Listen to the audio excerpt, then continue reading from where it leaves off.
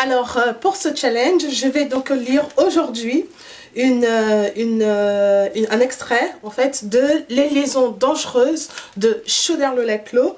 C'est un livre qui a été publié pour la première fois le 23 mars 1782 et dans les mains je tiens une édition publiée par les éditions Garnier-Flammarion en, je vérifie ça juste vite fait, 1964. Donc aujourd'hui, j'ai décidé de lire la lettre 81, une lettre extrêmement célèbre, la lettre 81 de ce livre aux pages 169 à 173, par là. Voilà. Lettre 81. La marquise de Merteuil au vicomte de Valmont. Que vos craintes me causent de pitié. Combien elles me prouvent ma supériorité sur vous. Et vous voulez m'enseigner, me conduire? Ah, mon pauvre Valmont, quelle distance il y a encore de vous à moi? Non, tout l'orgueil de votre sexe ne suffirait pas pour remplir l'intervalle qui nous sépare. Parce que vous ne pourriez exécuter mes projets, vous les jugez impossibles. Être orgueilleux et faible, il te sied bien de vouloir calculer mes moyens et juger de mes ressources. Au vrai, vicomte, vos conseils m'ont donné de l'humeur, et je ne puis vous le cacher. Qu'avez-vous donc fait que je n'ai surpassé 1000 fois? Vous avez séduit, perdu, même beaucoup de femmes. Mais quelles difficultés avez-vous eu à me vaincre? Quels obstacles à surmonter? Où est le mérite qui soit véritablement à vous? Une belle figure, pure effet du hasard, des grâces que l'usage donne presque toujours, de l'esprit à la vérité, mais auquel du jargon suppléerait au besoin. Une impudence assez louable, mais peut-être uniquement due à la facilité de vos premiers succès. Si je ne me trompe, voilà tous vos moyens. Au milieu de ces révolutions fréquentes, ma réputation s'est pourtant conservée pure. N'avez-vous pas dû en conclure que, né pour venger mon sexe et maîtriser le vôtre, j'avais su me créer des moyens inconnus jusqu'à moi? Tremblez, surtout pour ces femmes actives dans leur oisiveté que vous nommez sensibles et dont l'amour s'empare si facilement et avec tant de puissance, qui sentent le besoin de s'en occuper encore, même lorsqu'elles n'en jouissent pas, et s'abandonnent sans réserve à la fermentation de leurs idées, enfantent par elles ces lettres si douces mais si dangereuses à écrire, et ne craignent pas de confier ces preuves de leur faiblesse à l'objet qui les cause. Imprudentes, qui, dans leur amant actuel, ne savent pas voir leur ennemi futur. Mais moi, qu'ai-je en commun avec ces femmes inconsidérées?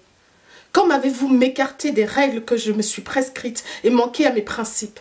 J'ai dit mes principes, et je le dis à dessein, car ils ne sont pas, comme ceux des autres femmes, donnés au hasard, reçus sans examen et suivis par habitude. Ils sont le fruit de mes profondes réflexions, je les ai créés, et je puis dire que je suis mon ouvrage.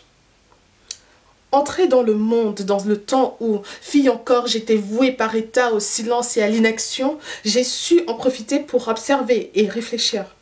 Tandis qu'on me croyait étourdie ou distraite, écoutant peu à la vérité les discours qu'on s'empressait de me tenir, je recueillais avec soin ceux qu'on cherchait à me cacher.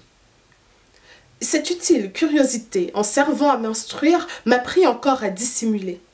Forcée souvent de cacher les objets de mon attention aux yeux de ceux qui m'entouraient, j'essayais de guider les miens à mon gré. J'obtins, dès lors, de prendre à volonté ce regard distrait que vous avez loué si souvent. Encouragée par ce premier succès, je tâchais de régler de même les divers mouvements de ma figure. Ressentais-je quelque chagrin, je m'étudiais à prendre l'air de la sérénité, même celui de la joie. J'ai porté le zèle jusqu'à me causer des douleurs volontaires, pour chercher pendant ce temps l'expression du plaisir. Je me suis travaillée avec le même soin et plus de peine pour réprimer les symptômes d'une joie inattendue. C'est ainsi que j'ai su prendre sur ma physionomie cette puissance dont je vous ai quelquefois si étonné. J'étais bien jeune encore et presque sans intérêt, mais je n'avais à moi que ma pensée et je m'indignais qu'on pût me la ravir ou me la surprendre contre ma volonté. Muni de ces premières armes, j'en essayais l'usage. Non contente de ne plus me laisser pénétrer, je m'amusais à me montrer sous des formes différentes. Sûre de mes gestes, j'observais mes discours. Je réglais les uns sur les autres, suivant les circonstances, ou même seulement suivant mes fantaisies. Dès ce moment, ma façon de penser fut pour moi seule, et je ne montrais plus que celle qu'il m'était utile de laisser voir. Ce travail sur moi-même avait fixé mon attention sur l'expression des figures et le caractère des physionomies, et j'y gagnais ce coup d'œil pénétrant auquel l'expérience m'a pourtant appris à ne pas me fier entièrement, mais qui, en tout, m'a rarement trompée. Je n'avais pas 15 ans, je possédais déjà les talents auxquels la plus grande partie de nos politiques doivent leur réputation, et je ne me trouvais encore qu'aux premiers éléments de la science que je voulais acquérir. Et voilà, extrait de Les liaisons dangereuses de Choderlos-Laclos. Merci beaucoup et à demain pour un nouveau texte. Ciao!